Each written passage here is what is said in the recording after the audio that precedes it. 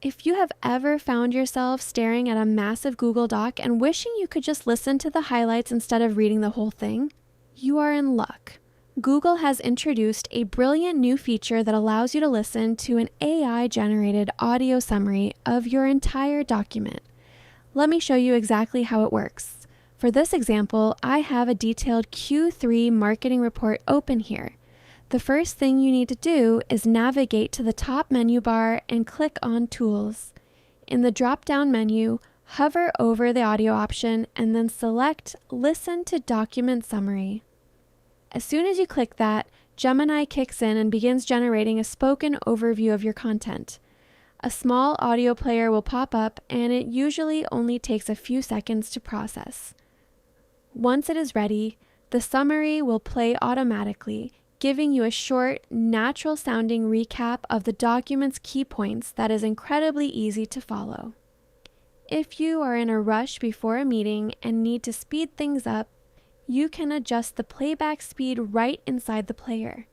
Just click the speed icon and you can bump it up to 1.25 times, 1.5 times, or even 2 times speed. I personally find 1.5 times to be the sweet spot for a quick refresh.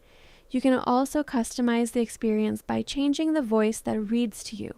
If you click the 3-dot menu on the player and select Change Voice, you will see a variety of options like Narrator, Educator, Coach, Persuader, and Motivator. You can click the play button next to any of them to hear a preview, and once you find one you like, just hit Select. It is really that simple. Just a few clicks and you have a custom audio summary ready to go. It is a massive time saver for catching up on notes or prepping for a presentation when you don't want to dig through a wall of text. Just a quick heads up.